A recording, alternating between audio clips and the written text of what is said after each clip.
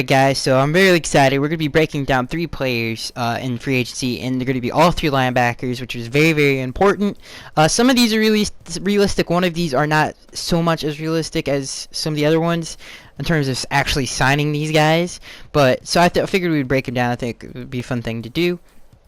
So first up is Zach Brown, obviously former inside linebacker, maybe a former inside linebacker of the Buffalo Bills. Now, the knock on Zach Brown coming out of college, I think it was in 2012, doesn't have a high motor, doesn't really take plays off. His work ethic was really questioned.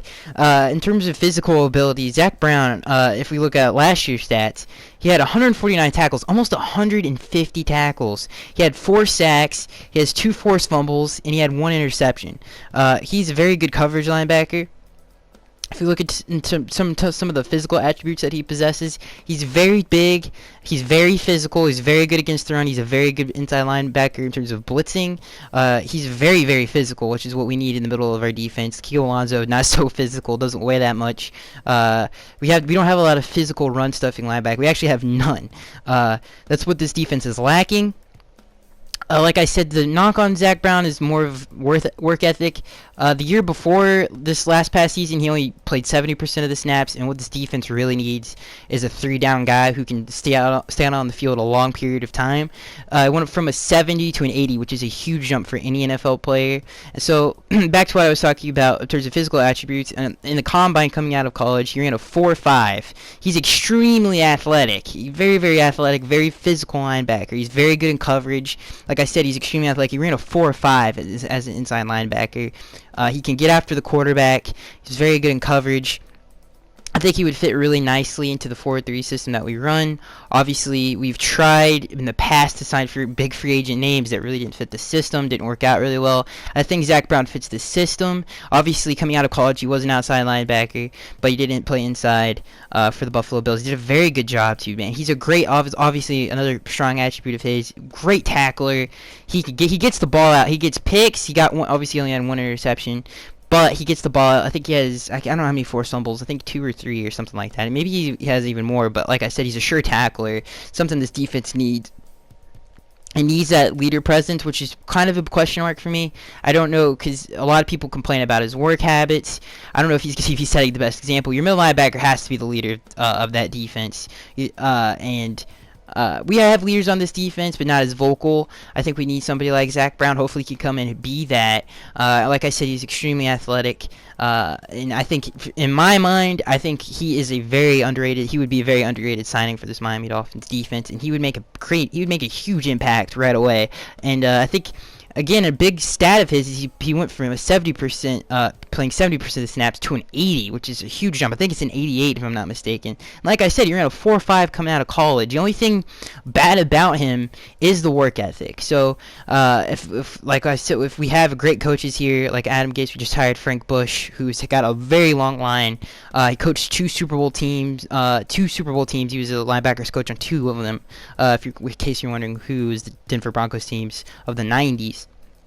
So I think Zach Brown would be a wonderful addition to the Miami Dolphins. I personally love him. Like I said, he's very physical against the run. He can blitz and get after the quarterback, which is I love an inside linebacker that can cover and blitz. Perfect example of that is obviously Luke Kuechly, who is the master at that. And obviously I personally, looking at some of the things, obviously Kiko had his best year as an inside linebacker, but I think moving him to the outside would take a little bit less physical toll on him. And I think it'll play to his strengths a little bit more.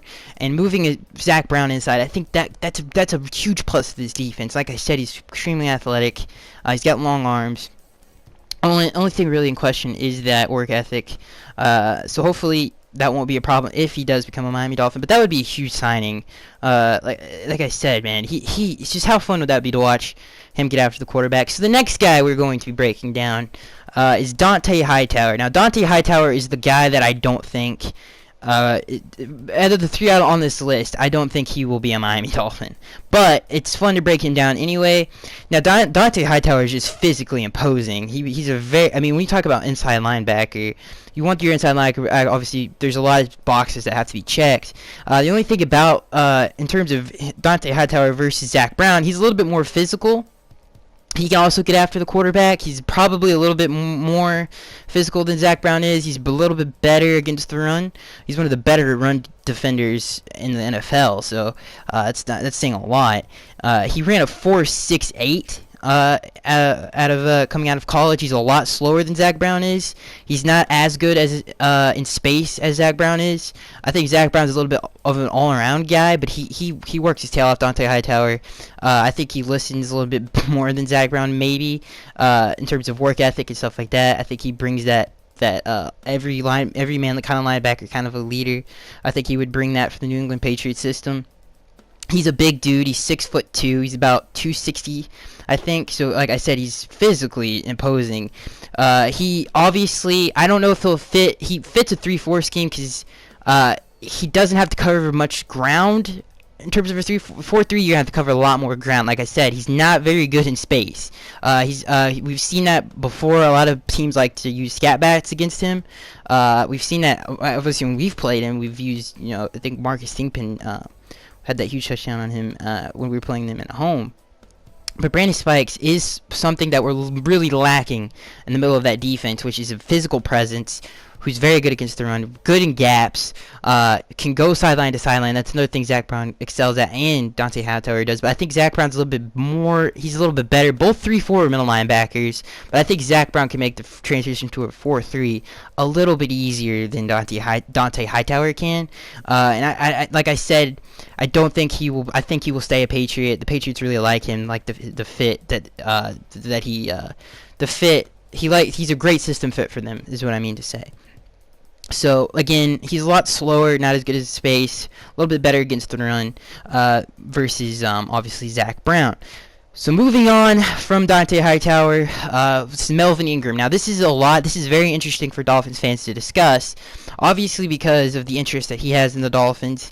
Obviously he's a 3-4 pass rusher. He is not a 4-3 guy by any stretch of the imagination. This does not feel the need of an inside linebacker. Obviously, that's not why we're talking about him. It's just an interesting thing. Now, like a lot of people, like I said, we've hired big names that don't fit our scheme. This would be to fit into that category. This guy is not a 4-3 guy, but I think he could make the transition to a 4-3 if we use his strengths. And I think the way we could do that is stand him up on the defensive line. I think, like you saw with OV, we stood OV up a lot. He did not have his hand in the dirt, especially on 3rd and longs. He had his hand in the dirt on 1st and 2nd down. But we did stand him up in pass rushing situations. I think we could do the same thing against Melvin. Now, I don't want to pay a guy just to be a pass rusher. That's why I don't think he would be the greatest free agent signing for us and our scheme. Obviously, he doesn't fit it. I think Andre Branch is a little bit better of an all-around guy in terms of a 4-3. Melvin Ingram specializes in getting after the quarterback, but he does get the ball out. He's a very good tackler. He had 4 forced fumbles. He only had 8 sacks. Didn't have a full. He wasn't very healthy, but he's more than capable. And in terms of, you could see, I think he has very high tackle for loss. He's only 27. Like I said, if we do get him, let's just say in the crazy world that we do, and I don't think our staff wants him, to be honest with you guys, but if Chris Greer decides to say, all right, well, maybe we could stand him up, maybe that'll work. And if it does, he would add a dominant pass rushing presence to the Miami Dolphins. But he does not fill the need that we need in terms of an inside linebacker presence who's physical, can stop the run. We need that very, very badly. Now, like I don't know if I said this, but in draft, it's so deep with inside linebackers. So many good inside linebackers. People like Reuben Foster. The list goes on and on, really. So there's a lot of deep talent there. There's at least 3 guys that are going to be very quality NFL starters come next season. So we could fill the need there, or we could get somebody like Zach Brown. I really like Zach Brown, and it intrigues me because of his stat. Like I just read to you guys, dude runs a 4.5. He can go sideline to sideline. He can get after the quarterback. Only thing is his playing percentage has been very, very questionable. Like I said, 2 seasons ago, he only played 70% of the snaps. Don't want to pay a guy to play a lot of money to play 70% of the snaps.